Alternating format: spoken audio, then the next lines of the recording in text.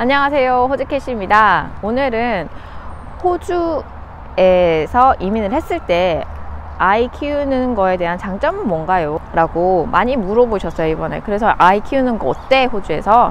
이렇게 많이 물어보시길래 한번 생각을 해봤는데, 설명한 것 중에서 몇 가지가, 첫 번째, 아무래도 아이들이 편합니다. 그 편하다는 의미가 뭐냐면 스트레스가 적어요. 공부에 대한 스트레스가 적다. 저희는 공부를 많이 안 시킵니다. 여기는 공부를 시키지 않아도 행복하게 지낼 수 있는 상황이나 아니면 직업이나 이런 상황, 그런 이제 백그라운드가 되게 많은데, 그 말이 무슨 말이냐면, 한국에 갔더니 이제 아이들한테 certain 직업, 무슨 직업이 있어야지 행복하게 편안하게 잘 살 수 있다라고 아이들에게 막 주입을 하는 경우도 많더라고요. 근데 저희는 그런 게 없어요. 애들이 무슨 직업을 갖든 간에 자기가 행복하면 된다 라는 위주가 많아요. 그래서 정말 보면 직업에는 귀천이 없다고는 하는데 다 직업이 귀결이 되잖아요. 이 아이가 커서 어떻게 먹고 살고 행복하게 살 것인가가 결국 그게 걱정이니까 공부를 시켜서 뭐 의사 변호사를 시킨다든지 이렇게 안정적인 직업을 갖기를 원하기 때문에 공부를 이렇게 많이 시키는 게 있는데, 여기는 뭐 배강업 플러머가 되거나 아니면은 뭐 이제 그냥 풀 만드는 사람들이나 뭐 그냥 그 누구도 굉장히 살만하게 돈을 잘 법니다. 그렇기 때문에 자기 직업도의 만족도가 높은 편이고 행복도가 높아요. 그래서 그 말인즉슨 굳이 이렇게 공부를 막 시키지 않아도 되는 잡들이잖아요. 그렇기 때문에 공부에 대한 스트레스를 굉장히 많이 줄여줄 수 있다. 너 이거 공부 안 하면 도대체 뭐 할 거야? 학교를 여길 가서 이 대학을 가야 되는데 어떻게 할 거야? 이런 말은 전혀 없죠. 그냥 그래도 야, 너 진짜 3 더하기 3은 알아야 되지 않겠냐? 뭐 이런 식의 수준 정도입니다. 그렇다고 해서 애들이 막 바보는 안 되길 위해서 뭐 애들 정말, 저는 진짜 문제집 한두 장은 하루에 푸는데 그것도 겨우 애들이 풀어요. 근데 그래서 이제 그런 얘기를 할 때마다 애들이 너무 힘들어 할 때마다 한두 장 푸는데도, 야, 한국은 얼마나 많이 시키는데 이건 정말 아무것도 아니야. 그러면 애들이 저를 보면서 아니, 이렇게 많이 공부를 하는데 어떻게 안 한다는 거지? 라는 눈빛으로 봐요. 우리 고등학교 때, 중학교 때 어떻게 공부했는지 설명해주면 애들이 정말 상상을 못하죠. 아침 7시에 가서 막 밤 12시에 들어왔다 그러면 애들이 막 눈이 동그래져가지고, 특히 같이 일하는 애들한테도 한국에서 나 중고등학교 어떻게 공부하는지 알아? 이렇게 얘기하면서 막 그런 얘기 나오면 아침에 막 7시에 가서 밤 12시에 가고 또 도서관도 가고 독서실도 가고 그랬다고 그러면 애들이 막 상상을 못해. 너 그게 미친 짓 아니냐고. 우리는 미친 짓인지도 모르고 다녔단 거죠. 지금 생각해봐도 그건 정말 상상할 수 없는 일이긴 합니다. 어쨌든 그런 스트레스를 안 준다. 스트레스가 그런 면에서는 학업 스트레스가 적다. 그리고 두 번째는, 학업을 그럼 하지 않으면 뭘 하나요? 스포츠를 많이 합니다. 여기는 스포츠를 굉장히 중요시 여겨요. 애들이 다들 주변 친구들한테도 물어봐도 너 애들 뭐 시켜? 이렇게 물어보면 대부분 뭐 학원 다닌다 이런 게 아니고, 사커 가고 럭비 가고 뭐 테니스 가거나 아니면은 뭐 여자애들은 넷볼 가거나 뭐 이런 식으로 스포츠를 굉장히 많이 합니다. 짐내스틱을 간다든지. 그렇기 때문에 애들이 건강한 거에 대해서 굉장히 포커스를 많이 하는 편이고, 그리고 이제 뭐 음악 같은 것도 한두 개씩은 꼭꼭 시키는데, 뭐 예를 들어서 뭐 피아노를 시키기도 하고 아니면 바이올린, 그것도 학교에서 시켜줘요. 학교에서 이제 프로그램이 있어가지고 퍼블릭 학교에서 이제 3학년 정도, 2, 3학년 되면 이렇게 간간히 날라옵니다. 이렇게 내년에 음악 배우고 싶으면 연락해. 그러면 학교에서 과외를 시켜줘요. 그게 가버먼트 정부 내에서 해주는 프로그램 중에 하나예요. 근데 거기서도 할 수 있지만, 만약에 내가 좀 더 잘하고 싶다 그러면은 이렇게 자기가 프라이빗 튜터를 해서 이렇게 많이 배우기도 합니다. 어쨌든 약간 예체능에 좀 더 포커스를 많이 하고 있다. 그리고 세 번째, 애들이 뛰어놀 공간이 굉장히 많다. 그러니까 일단 여기의 장점은 공원이나 바다나 정말 프리 놀이터가 굉장히 많아요. 어딜 가더라도 항상 놀이터입니다. 그리고 쇼핑센터에 가더라도 항상 애들이 놀 수 있을 만한 공간이 항상 마련돼 있어요. 잠깐 쇼핑을 하고 애들이 좀 쉴 수 있는 곳, 그 다음에 카페를 가거나 아이들 어딜 가더라도 이제 아이들 메뉴가 있다든지, 또는 아이들이 항상 좀 더 즐겁게 놀 수 있을 만한 공간이 항상 조금씩 있다든지, 그리고 아이들에 대한 배려가 있는데, 이번엔 한국에 갔더니 굉장히 좀 아쉬운 부분 중에 하나가 돈을 내지 않으면 재밌게 놀 수 있는 공간이 굉장히 적은 곳이에요. 그래서 이제 저는 이제 해운대 살아서 이제 바닷가를 많이 가거나 막 그렇긴 했는데, 바닷가 아니고서는 만약에 예를 들어서 애들을 놀리고 싶다, 놀이터에서 좀 이렇게 막 좀 뛰어놀고 싶다, 그러면 키즈 카페에 돈을 내고 가야 되는 거예요.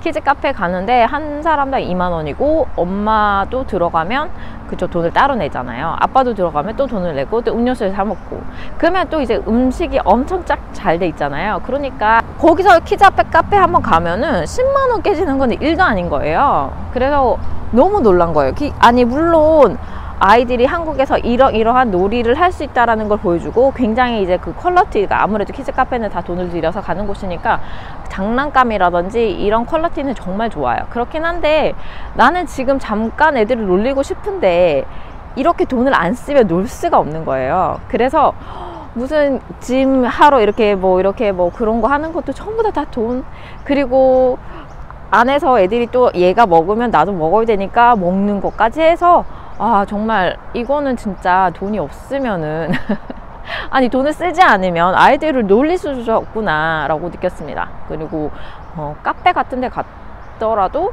아이들 메뉴가 있는 곳을 찾아보기가 거의 정말 힘들었어요. 그래서 애들이 먹을 만한 음료나 이런 게 있나요? 라고 항상 물어보면, 이제 뭐 그냥 간단하게 항상 그분들은 되게 별로 안 좋아하는 기색? 약간 뭐라 그럴까요? 그냥 비싼 아이들의 음료를 시키고, 근데 애들 입맛에 안 맞으니까 또 버리게 되고, 결국은 이제 그런데 이중적으로 돈을 많이 써서 갔다 와서, 와, 우리가 키카에서 쓴 돈만 해도 어마어마하구나 라고 또 새삼 느꼈습니다. 근데 여기는 그런 면에서 아이들에게 굉장히 관대하고, 아이들이 놀 공간이 굉장히 많다. 정말 너무 많아요. 지금도 애들이 좀 자전거 타고 놀이터에서 놀고 하고 있거든요. 그래서 어딜 가도 이런 풍부한 놀이터가 있기 때문에 굉장히 애들의 정서적인 발달이나 아니면 그냥 자기들 몸을 쓰고 즐겁게 그냥 노는데 굉장히 충분한 것 같습니다. 굉장히 좋아요. 만족스럽습니다.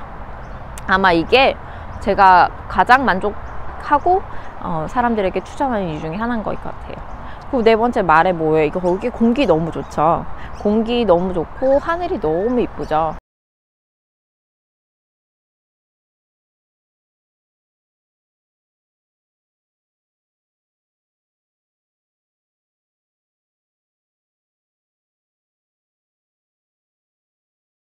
수더분해요.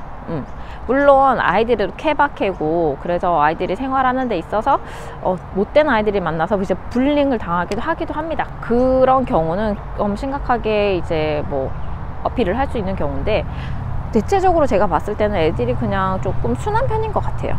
애들이 좀 약간 키우기가 좀 괜찮다. 그러면 호주 왔을 때 호주 이민 오기 전에 육아를 할 때 단점은 뭐예요 도대체? 이렇게 물어보신다면, 단점이면요, 무엇인다면 대대부진 인지상정. 내가 아이를 키우고 싶어서 호주에 오셨잖아요. 하지만 아이의 의견을 물어봤다는 거죠. 아이의 의견을 물어보셨나요? 아이가 힘들어할 수도 있어요. 왜냐면 한국에서 또 이제 태어나서 한국에서 살아왔고 한국에서 지내왔기 때문에 갑자기 그 환경 변화가 굉장히 애들한테 힘들 수 있기 때문에 아이 때문에 호주 왔어요 라고 말씀하시면 안 될 것 같아요. 그게 아이한테는 큰 충격일 수 있잖아요. 그렇기 때문에 그걸 잘 생각하셔야 된다. 아이는 아빠의 결정으로 오는 건데, 그게 이제 영어의 갭이라든지 생활 환경의 갭이라든지, 그리고 갑자기 친구들도 없어지니까 그런 거에 대한 각오는 단단히 하고 오셔야 돼요. 그리고 호주 이민을 와서 애들이 또 그런 거 있어요. 친구가 그리운 것도 있지만, 저희는 이제 할머니, 친척들을 많이 못 보니까 애들의 그 관계가, 아이들의 인간관계의 폭이 조금 줄어들 수 있다. 관계라는 게 굉장히 한국에서는 풍부하잖아요. 이모, 고모, 할머니, 뭐 삼촌, 친구, 친구의 딸, 뭐 엄청납니다. 그죠? 근데 그게 여기서는 이제 완전 단절인 거죠. 그래서 좀 많이 아이솔레이션 느낌이어서 애들이 힘들어할 수도 있고 나도 힘들 수도 있다. 두 번째는 아이들이 이제 아침 여기는 학교 8시에 가고 9시에서 3시에 끝이 납니다.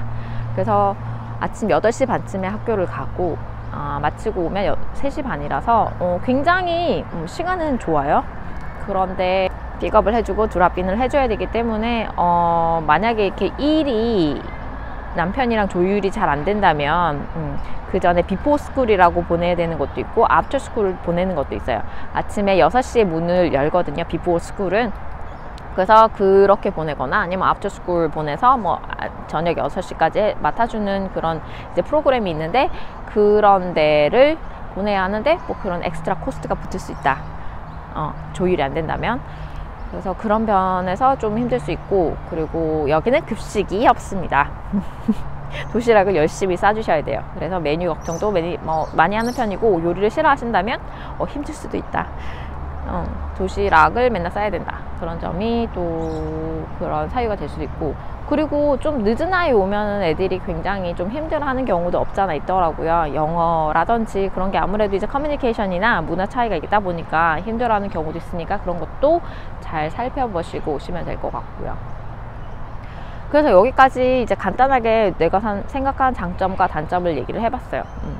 그래서 장점은 무엇보다도 애들이 정말 행복하게 살 수 있다. 무슨 직업을 가지던 간에 여기서는 다 먹고 살 수 있고 편안하게 살 수 있기 때문에 굉장히 잘 할 수 있다. 근데 거기서 또 만약에 내가 지위를 원한다면 또 공부를 더 하면 되고요.